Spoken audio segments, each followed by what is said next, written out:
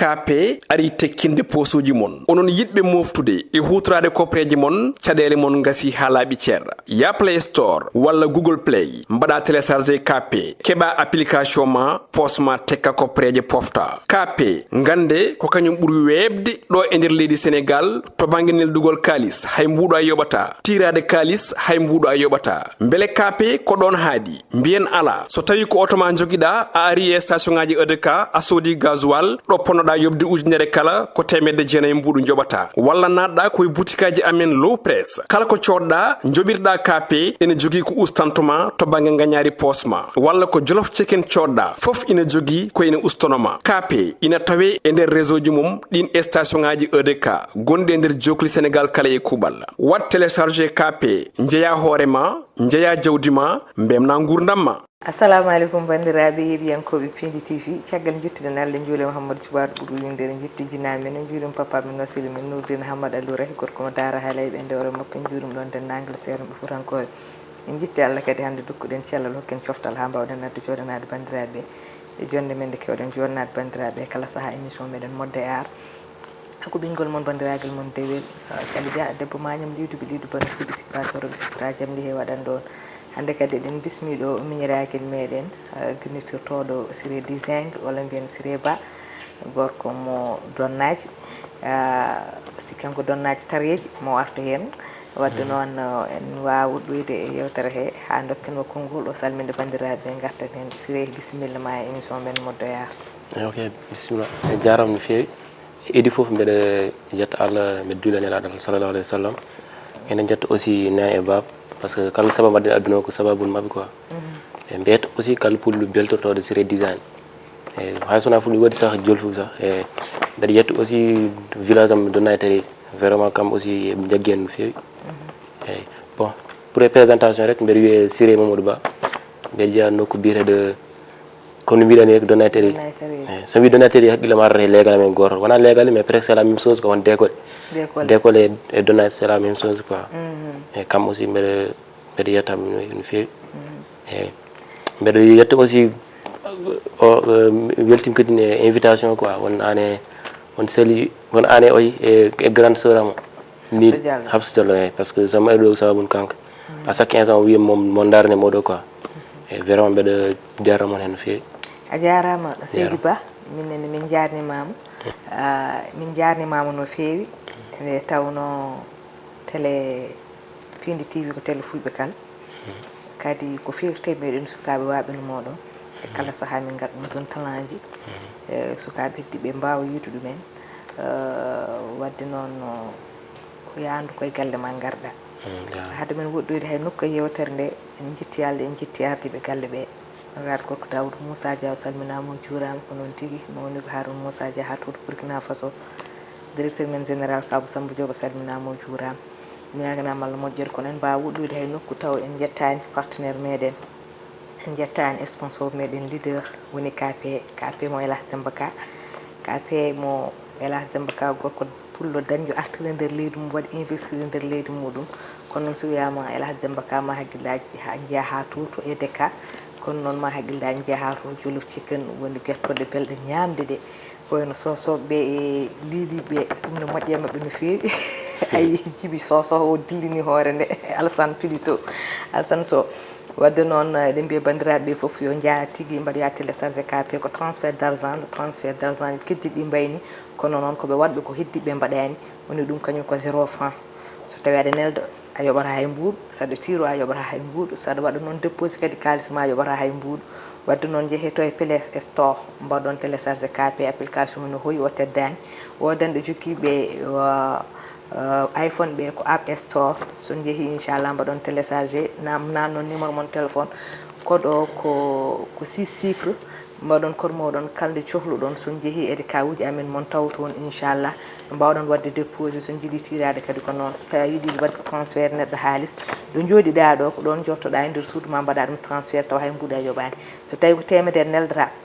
fawra hen buuɗu so ujunnaji sappo neldata fawrata hen buuɗu ko ɗum kadi jomum heɓat kadi sen tiro kadi kañum haydara ɓittantaki ɗum noon oɗon gandi meeɗa wadde leydi he wadde bandiraɓe foof dok jaaha mbaɗa ya téléchargé KP mo Elas Demba Ka wadde eɗen garta ha joni invité meɗen woni Cire Ba ko Cire Design min mbawi andude holko woni ɗum holko mbatta somin jumani mbatta koye jarɗa koye banggue yahoɓe ene mbaɗa nat yimɓe on pulaar wiyata walla français wiye desinde yimɓe ɗum ɗon noon min mbawi andude holde Cire naati hen e holko nannuma hen affaire art bon edit foof affaire o mom ko ɗum oɗo quoi ko ɗum comme donɗum comme genre comme genre don parce que même bam aussi o desnat bamma ko desinanno ko desnano walla mo desina ha joni ala joni o natti desinde o natti desinde yenim desine hay ga an jibinda nde tawɗa ko bamma en desina dino on taw desine desine e grand frère ram aussi on aussi machallah il est talentueux sam yettim ɗo sax sabun kanka o wiyete Seydou Ba mbeɗa ɗo onon ɗiɗi jiiɗumi e baba min jiiɗumi e baba kanko aussi machallah on foori décembre so yimɓe niveau heure ngari haɗo rek sabun kanko par ce que kanko tottanama ay conseillé e fiji ɗon tout ça kanko dal woni foof dal des fois tami désigne ɗon o arata seram on e wiide konngol lawol ni mbatta ni ndewa ɗo non chorisme kanko aussi ko enseignant mais woɗi ɓaccude aro rek aɗan janggol e dessin ɗo yeeɗani par ce que dessin il faut jogoɗa tama ɗum tagi kanko ya ɓoosi rek o presque c'est comme si ko gacciɗemi hen quoi parce que temps o rek aɗa neɗɗo wawi janggin aussi wonga hen desŋeji min wonno ko étudiant des fois étudiant a jogoto temps libre seeɗa après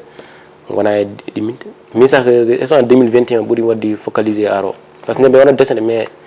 waɗani hen oɗo ha trop quoi mi jagganɗum au sérieux quoi yimɓe mbiya kam Cire ana jogui temps pourquoi pas a ɓeydata oɗo quoi tu vois après ɗo noon mbaɗimi hen nan ha 2021 musique ɓuuri wadde appuyé e oɗo ha jettim ɗo mi dessine artiste uji en foof mbiɗa yiya fiji noon quoi a haali ɗo haala ka donno ɗum donɗa ɗum koye bamma an ka étudiant ka janggowo min garti hen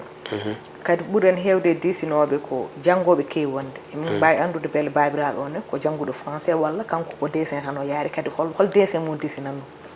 bam kanko mbi sikkirano o janggi kay mais semde ile o haadi quoi o haadi semde mais kam moom mbiyeno moom desine dal par exemple joni kay desinanno kanko mi dessin ay baroɗen ay on ɗon comme genre kay seefu aɗa nden portrait jo waɗatno portrait ala mima hawrene waɗa portrait je mi hawrene hen par ce que jimam desine ay jeloɗen ay fiji ɗon tan ɗum nata jimum desine hay ɗum kanko desinde tan koye nder galle makko ni jooɗo tan mo fijiri ɗum walla ko battuno ɗum meccal non wona meccal ni tan dessin non waɗi wonani ɗum meccal de hay kanko des fois c'est rare sax o desine sax par ce que min kam siftira no fof kam waɗen appuyé ha no fof de mais grande frère ma on kam moom mi siftoro ɗum ɗinnano kam normal kam ok an ka étudiant ka janggowo hoto jartiɗa e jangde ma mi yaari master 1 géographie ɗo e université Cheikh Anta Diop géographie mbiɗa ɓurɗa wadde hen focus ko 2021 kono mbawi andude holde natɗa hen beele gila ɓuuri famɗude guila premiére walla holɗin duuɓi holɗin âge uji tan natɗa pinda tan kuccuɗa e dessin bon comment dire affaire am guila temps élémentaire par ce que des fois sax nder salle sam fiyam des fois sam fiyam ko sabuni dessin sax par ce que professeur waɗane enseignant waɗake janggin min mbiɗa jooɗo kam mbiɗa dessine a fiji ɗon quoi tan waro tawi mo fiyam ɗon affaire am yiɗɗum dal guila foof mi yiɗɗum tan e mata ɗon noon mbiɗa aran dessin noon saɗa aran hunde saɗa waɗa ɗum saɗa ɓeyɗa waɗɗum a jogata évolution quoi hen tan mbayim ha affaire o waɗi oɗo affaire o yeehi noon quoi ha yeehi noon ha yeehi hankande ha yimɓe heewɓe gandirma sabamde ɗum ɗon voilà eyi ɗum noon aɗa teskito hol neɗɗo mo giɗiɗa desinde desine taw portrait nde kam mi desinano mais kam nandaran sax par ce que yaha nandaram waɗde découragé mais kam portrait ɗiɗi ɗiminde je pense c'était en 2019 on cousin am goto ɗo Dakar sax cousin am kam mbaɗno essayé rek affaire o tan affaire o yeehi affaire o yeehi am kay saabi ɗum sax par ce que wonno cousine am goto gon cousine am goto ke gallo wonno won artiste goto desni tableau ni ton ha joni à chaque instant mbaɗa ƴeew tableau yoɗ machallah o wiyete ko beau graphe joni on noon jim netmi compte ma Instagram mbimi min pourquoi pas oɗo waɗata ko min pourtant sam waɗi effort seeɗa mbe fo ɗum wawi wadde de ɗon noon jeeyi matériel ji fof par ce que kontoma so nari hen moom ma jangge hen heewi ɗon noon nari noon gandi fof quoi après puɗɗimi dessin oɗon cousin oɗon mbi fore essayé e makam ƴeew mbawi noon afro marché yeehi mais kam waɗan réaliste ha ɗon fof kam comme no tesŋe joni mbayni eyyi ɗon noon so yaha ɗon il faut ne mbaɗa gona liggata hen ha fo waɗa réaliste joni kam moom jungo ma ngo ɓuuri jakkude no feewi joni waɗi réaliste waɗan trop réaliste mais joni kam moom machallah quoi par ce que neɗɗo addi forme mum kam mbaɗo no fof kam moom mbiya waɗa ɗum représenté sa timi hen aɗa wawi dessine ɗum min jii e compte uji ma TikTok aɗa dessine ko wayno bacca ma Samba en on ko acteur e ɗum ɗo mbarodi labbil mbarodi ɗen jeewmo joue hen ɗum ɗo wuji makko kewɗi téléfilm uji makko kewɗi min jii a dessine ko wayno oɗo Pape Sidi Fall en eko wayno eko wayno beele an dessin ma jaaɗa han koye banggue yimɓe wadɓe siwɓe en daarata han dessinaɓe walla kala neɗɗo kadi mo ganduɗa han aɗa dessina nawna ɗum kono nawiranoɗaɓe ni ok e pour dessin célébrité oɗo célébrité uji ɓeɗon tawa c'est pour wadde pusde ma ha yeeso tan par ce que ɓeɗon sa dessine moɓe ɓe gaddama ko heewi mais ɓeɗoma visibilité quoi ɗum noon tan tagui mbeddi waɗan ɓeɗon par ce que yimɓe mbawnam conseil am dessine ɓeɗon kadi no desiɗɗaɓe ɓe kadi waɗi réussir par ce que minen kam min jii photoje ɗe ko voilà iyo tigui no sawi voilà sawi onon joni so jeeya ɗum joni est ce que mo wiyata oɗo jettimɗo kam tan des conseils surtout grand frère am goto wiya Bohar Thien wona sakkena guila fom ɗo wi kam boy wat faire ƴeewa mawɓe Pape Sidi Fall en ɓeɗon kanke Mamou Diayat Boukari kam foof ke sam limim joom Oumar Seck en kam dare kewi kam mbaɗi kam poussé sa kam ha jettimo toon ha jettiɗa ɗo wallahi a sakkena mbiyata kam a ƴeewat désigne ɓeɗon comme ça ma pousse ma ha jaa yeeso eyyi mbi waɗa jaajifo au passage quoi min jarnimam min jii a rewi 2STV a rewi kadi e télé ji goɗɗi donc hande a yettima kadi e Piindi min mbanma encouragé min mbima yalla yettin amin amin wadde ɗen mbiya bandiraɓe yeeɓoɓe émission moɗen modde ar ɗo e Piindi TV yoɓe jaaha ɓe jiiyoya ko Cire addani meɗen e banggue dessin o ɓe jiira ɗum guite mabɓe joni inchallah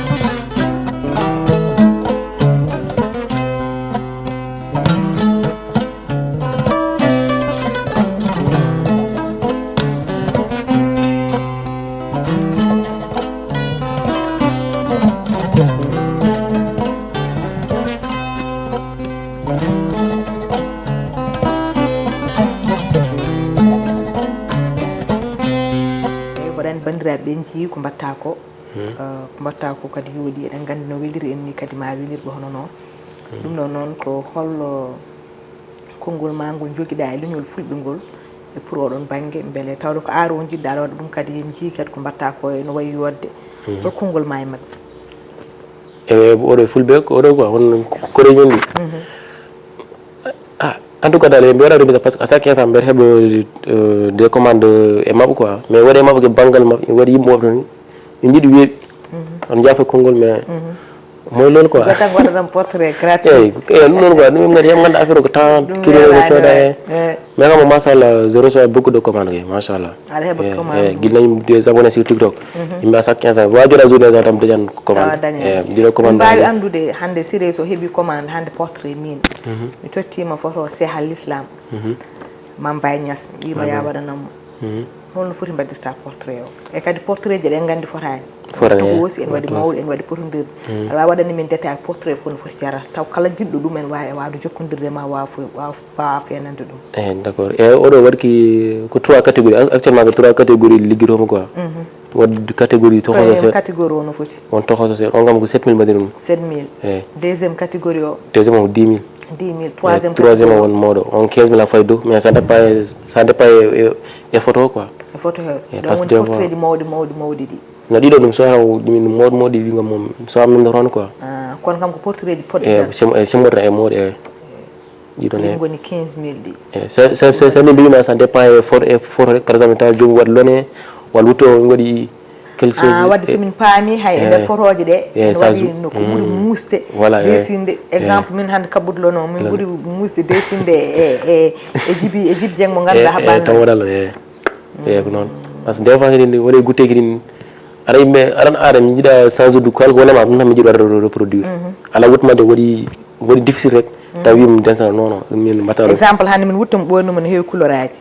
couleur aji kadi en waɗi kadi lekkuje ko way noon desinde mo desinde chemise mo ɓornuɗa dañede salo o ɓuri wadde facile enfin ɗum nake ça joue quoi so ɗum yawri dessin beele mi ƴetti temps hannde exemple so tawi aɗa waɗano portrait Sali Diami no foti balɗe ƴettantuma balɗe eyyi min kam dal mi waɗani balɗe kam mais balɗe sa wona ça veut dire wona oɗo no wiyata sax wona question guil 8 heures ha joni a won hende mais affaire par 16 mbaɗirta ɗum quoi wona par exemple jam fuddimi dessin joni ɗon mbiya gasɗum demain mais par heure uji quoi eyyi joni min somi hokkinoma tan hannde portrait am fotam mi a wannam portrait wima han cohlumum ko janggo beele so tawi a fini hen tan guila 8 heures ha 20 heures aɗa wawi gasnude ɗum mbiya gasɗum mais min ɗum noon ɓurdanimi sax par ce que min jiiɓe waɗi par seeɗa seeɗa quoi hande sa himmi rek ressemblance o arta il faut dagga tama mbaɗa visionné ara kam ƴettude hunde waɗi ɗum représenté e fooyi weeɓani il faut dagga ƴeewa détail uji foof min noon ko noon liggirton mais des fois ɓe waɗa par exemple ɓe waɗa des portraits sohlaɓe vite quoi donc kam ɓe wawa wadde ha yaw mais so gasini somi jagguintama wona ɓurɗon yodde quoi mais ɓe waɗa ɗum portrait journée portrait bâtiment Sambo no foti balɗe ƴetti kañum mais ça 2 jours tan 2 jours eyyi 2 jours eyyi 2 jours mayum waɗat premier o croquis o deuxiéme o waɗa oɗo valorisation quoi won croquis on par exemple taw so waɗa coulirde exemple waɗa guirɗe nde oɗo waɗa ɗum journée goto so wiri noon après mo rassemblé oɗo foof mbaɗa finition mi weltini détail uji tout ça pardon mais beele sa waɗi a dessini ɗum papier sa paari a yahat wode fenanɓe mo ɗum battanma ɗum e verre uji walla holno jogottoɗa ɗum bon eyyi ɓeɗon eyyi ɓe waɗa remercier au passage fof o wiyete Ibrahima Sow quoi eyyi to jeeya ɓokki jallum on Cire a haali haala desinde ne ƴetti temps aɗa wawi wadde hen balɗe kadi ka janggowo beele ala ko bonne e jangde ma bon rawane kam moom mi janggani c'est à cause formation goto mbaɗannomi holon formation mbaɗannoɗa affaire art ha joni ko desingol ngol eyyi affaire art mbi waɗa remercier sax wonno kam oɗo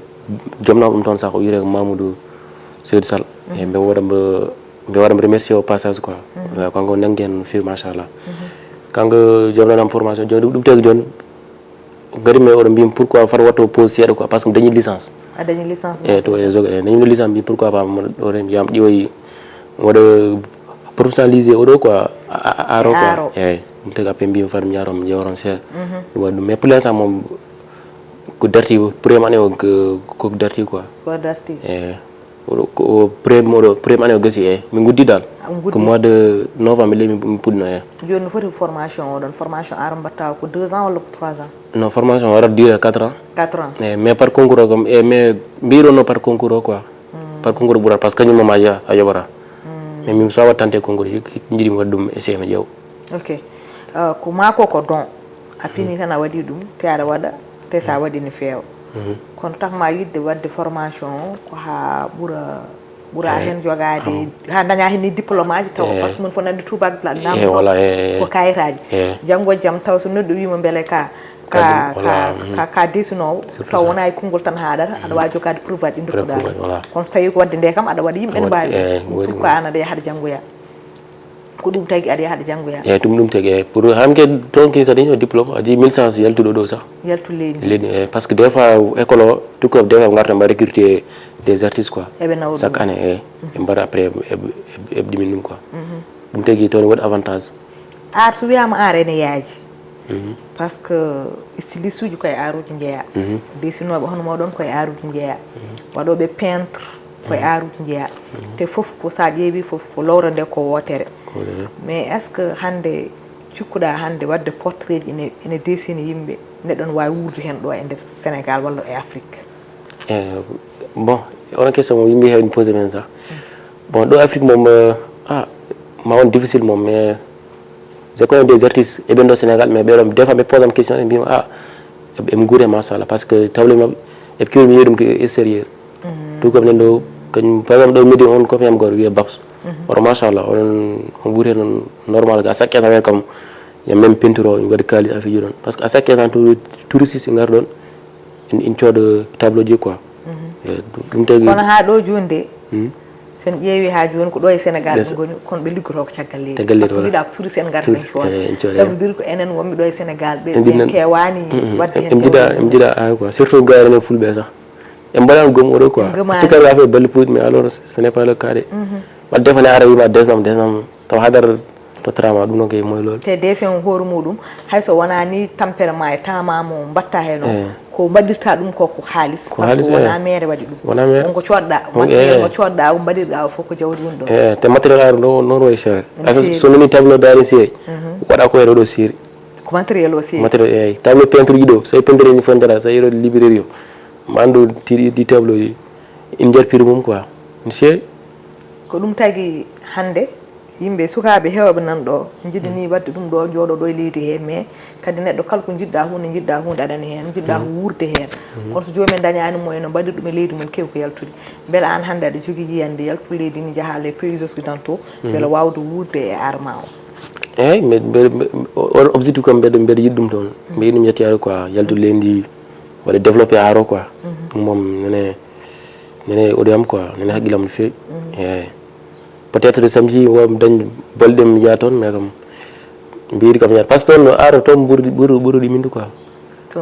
par ce que mi jii grand frère am goto sa omon toon o wiyata ko Amadou Coulibaly kanko à chaque instant o wi toon o jeyata kanel tan mbe waɗa jaajëf au passage par ce que à chaque instant kanko aussi omo tottemo des conseils sur affaire aro quoi o wi Cire ligguey ɗum ɗo affaire ji noon kanko aussi omon caggal e leydi omon wurta arno machallah eyyi donc wadde mbaɗa andi ko dokkonoɗen no hojomuji kuuɓi ko wiide bandiraɓe ɓe tan yoɓe mbattu haqqillaji e jeune talent ji baadini oɗo Cire Ba walla mbiyen Cire Design ko neɗɗo jeyaaɗo e meɗen oɗon mbawi kadi yaade ha to compte makko TikTok son mbaɗi Cire Design tan mo jiiɗum mbaɗon hen abonné kadi gaddon kadi soutien moɗon e makko nde tawno mboɗo heewi wiide so tawi leñol en anni barkinde leñol sen anni fewde en anni moƴƴude alay saago jogoɗen alɗuɓe jogoɗen anduɓe jogoɗen yontaɓe jogoɗen kadi jangguɓe tigui wadde noon yen paam ɗum ɗo foof ko ɓeydare leñol ngol par ce que leñol alay saago daña fof te hande fulɓe machallah ala ko manquire ɗen so wiyama alɗuɓe nane meɗen so wiyama seeranɓe nane meɗen so wiyama kadi mbaadi yoɗɓe yontaɓe nane meɗen eɗen jogui lamɓe fof kono kadi eɗen cohli jon tanaji baadini yaruɓe banggue aro par ce que aɗa andi c' est vrai que aro hande heewani fulɓe waɗoɓe ɗum heewani ne waɗi hande ko sukaɓe puɗɗi seeɗa kono eɗen gandi duuɓi nogas jawtunoɗe pour jiyani pullo biyowo oɗo ko desinowo yimɓe walla goɗɗum heewani aɗa yini fuɗɗortonoɓe ɗum min mbo joguino badam gorko mo ganduɗa nde woni sukunde o kala mo daari o desinat kono après o oppu ɗum on noon ko fijirde tan o yarno hen o yeehi oppi pourtant so jokkini hen hande ne wawi hande taw mo wawno wurde hen tawde hande Allah waɗi omona caggal leydi kono ko hunde nde ganduɗa en teddinano ɗum no fewi nde tawno eɗen gandi kadi ala gartam no fewi e posuji meɗen wadde wiide bandiraɓe fulɓe ɓe mbattu haqqillaji mumen e zone tanaji baadini gadden soutien ji mabɓe soutien ji meɗen e mabɓe nde tawno ko jinnaɓe puusata ɓiɗɗo mbaɗa ɗum tetti ha daro kañum wawa dañde nafta hoore muɗum nafta kadi leñol ngol enen ɓiɓɓe fulɓe sen duusi waabini so tawi dañi tan kadi koye faaro meɗen hayso ɓe dañani ɓe gartira e meɗen kam ma wi o ko ɓiɗɗo pullo ɗum tan ko faaro par ce que jiiɗo hande hewɓe ɓe ganduɗa nanɗo ko desinoɓe international kono wiyete koye leƴƴi goɗɗi pourquoi pas wona haal pulaar ɗum ko faaro meɗen hayso ɓiɗɗo pulaar dañani hokkuma kam ñamɗa kam so dañi hokki goɗɗo ñaami koye ma attat on kewi wiide mi hokka bandam ñaama tuuri ɓuuri mi hokka goɗɗo ñaama dola wadde noon eɗen mbiya bandiraɓe ɓe tan mbatta haqqille sukaɓe ɓe waɓe ni no fewi eɗen mbaɗaɓe encouragé no fewi Cire konngol ma mbayni ko garen udden yewtere nde ha saaha goɗɗo ay bon edi fof rek mbeɗa yetta moon onon fof inchallah sali oɗo mi yettama mbaɗɗema invité e grande sœur mo ni Habsa Diallo vraiment mi yormo remercier e onon équipe o fof Piindi TV so anne kala ko jilɗa e carrière ma animatrice walla waɗatma hen oɗo quoi wonde ɓuural aussi Allah ñanan hen inchallah e mbi wat jatorde forki kala jeeɓo Cire Design on fans club Cire Design yi groupe WhatsApp goto wiye fans club Cire Design kam aussi mbi waɗaɓe remercier au passage quoi vraiment kam aussi mbaɗi somi yettimo oɗo instant kam aussi mi jogui hen part quoi par ce que kam mbaɗat partager lien jam ɗi tout ça voilà surtout les initiés là won mes deux frères grand frère Bokar Thierno e oɗo e Boukar kamɓe kam mbaɗ ɗum initié mbaɗa uddir groupe am noddi kam mbi kam mata minen mbawa wadde créé groupe goto WhatsApp pour wadde ma oɗo mbima ɗum kay weltare sax ɗum guima ala probléme vraiment kam aussi mi waɗa men remercier dole kam e mbi weltima noon aussi onon foof a jarama no fewi a jarama Seydi Ba minen beltinima kadi collègue meɗen mo gonni ɗon ɗo e galle o woni cousine ma Habsa Diallo kanko woni sababu o ndeysan ma won lebbi hande o wi kam sali mboɗo yiiɗi cousin am o bisme e nder Piindi TV te jiɗmi tan waddudema koye ma émission ma modde aro noon kanko en jarnima mum en mbimo Allah jarama o jarama kanko ne machallah ɗe mbaɗama encouragé e galle o en jitti Allah kadi en jitti jagganiɓe en kaɓirɗe ɗe hande joguiniɓe en kaɓirɗe ɓe ko bandiraɗo gorko Djiby Dieng ene wonde dendam Alassane Sow en calminima en juurimama kono to e montage ko Ali Samba Ndede Fall jogini hen ɗum en calmini en juurima équipe Piindi kala kono noon en calmini en juurima dendagal bandiraɓe wonɓe ɗo e leydi ndi hay caggal leydi ndi surtout bandiraɓe wonɓe diaspora ɓe ko yeeɓoɓe Piindi fiindi no fewi no fewi no fewi no fewi ko yiɗɓe Piindi no fewi en calminimama en juurimama mbeɗen ñaganimama Allah moƴƴere eɗen mbiya kala ko fewa yewtere nde ko Allah subahanahu wa taala o ko ngakki fof ko enen kono wonano ko ɓuurani meɗen jaam dow jaam less jaam ɗo hakkude o jaam ɓo tan duuma e meɗen Allah jarama on jarama KP ari tekkinde posuji mon onon yidɓe moftude e hutorade koppeje mon caɗele mon gasi ha laaɓi ceerra ya Play Store walla Google Play mbaɗa téléchargé KP keɓa application ma posma tekka koppeje pofta KP gande ko kañum ɓuuri webde ɗo e nder leydi Sénégal to banggue neldugol kalis hay mbuɗo a yoɓata tirade kalis hay mbuɗo a yoɓata beele KP ko ɗon haadi mbiyen ala so tawi ko auto ma joguiɗa a ari e station ngaji EDK a soodi gasoil ɗo ponnoɗa yobde ujunere kala ko temedde jeenayyi mbuɗu joɓata walla natɗa koye boutikaji amen low press kala ko coɗɗa joɓirɗa KP ene jogui ko ustantoma to banggue gagnari posma walla ko jolof chicken coɗɗa foof ina jogui ko ene ustanoma KP ina tawe e nder réseau ji mum ɗin station ngaji EDK gonɗi e nder jokli Sénégal kala e kuuɓal wat téléchargé KP jeeya hoorema jeeya jawdi ma mbemna gurdam ma